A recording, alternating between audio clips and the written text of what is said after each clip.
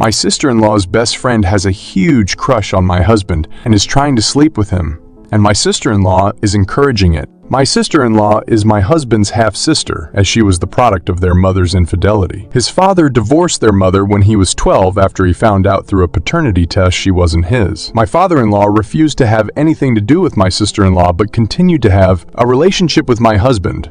Because of this, my sister-in-law is very clingy to my husband. My husband is also very protective of his sister and generally doesn't tolerate anything negative being said about her, even though she can be very unhinged and erratic at times, even going as far as crying at our engagement party because she didn't get any gifts.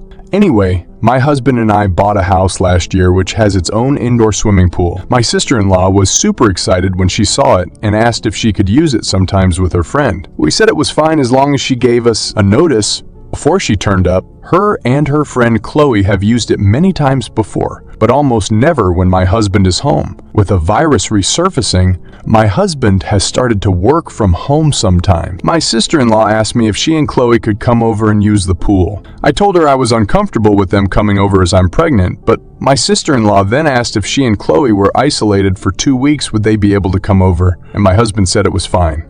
2 weeks later, they turned up to my house. My husband was in his office, so they went straight to the pool after making small talk. My husband ended up coming out after an hour and we're hanging out in the kitchen. My sister-in-law walks in to get a drink and she starts talking to my husband. Before she goes back to the pool, she says, "Chloe's gonna be so happy to see you." It was weird because my husband and Chloe aren't close. Chloe comes into the kitchen 2 minutes later dripping wet with her towel, not covering much, and spends the rest of her time talking to my husband until he excuses himself to get back to work. She's super giggly and smiley when she talks to him. He would say something sarcastic and she would laugh like it was the funniest joke she's ever heard. It honestly felt like she was flirting with him. Before she went back to the pool, she gave me this weird smirk look. Before they leave, they ask my husband if he's working from home every day of the week. He confirmed he is. The next 2 weeks, they come over to the house to swim every single day, except Chloe never gets in the water. Instead, she hangs around the house in her bikini every single day. Whenever my husband comes out to hang around me, she quickly interrupts him and keeps him talking until he has to go back to work. I made lunch for us all,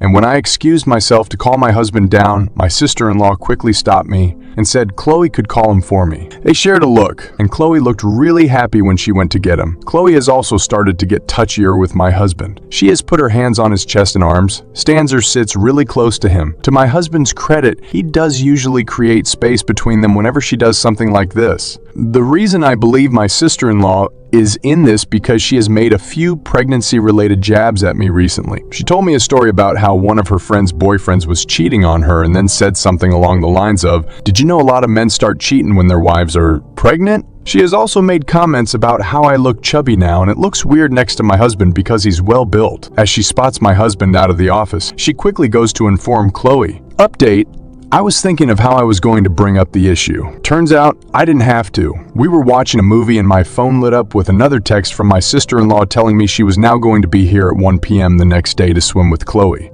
My husband saw it and told me to tell her not to come. This is really weird behavior for my husband because he tends to do anything to accommodate my sister-in-law and very rarely refuses her anything. I asked him if something had happened and he shrugged it off and we kept watching the movie. A few minutes later, he paused the movie and said he wanted to ask me a question. He asked if I'd noticed Chloe never swim when she came to our house. I wish I could say I was calm and collected. I ended up laughing hysterically. I was honestly just so relieved he'd brought it up instead of me having to be the one to do it. I think my husband thought I was losing my mind. When I finally stopped laughing, he repeated the question and said he wanted a serious answer. I said, "Of course I've noticed," and he awkwardly replied, "So you must have noticed the other thing too." To summarize the conversation that followed, my husband hadn't noticed Chloe was flirting with him the first few days because he was so busy with work, he wasn't really paying attention to anything else. He said when she started getting handsy is when he suddenly had the light bulb moment that she was into him. He says he didn't want to unnecessarily stress me out, so he never mentioned anything, but he was worried I'd noticed too, and thought he was interested because he hadn't immediately shut it down. He did privately speak to Chloe and told her he was happily married and wasn't interested in starting anything with anyone else. Apparently, she never took him seriously because she kept doing it.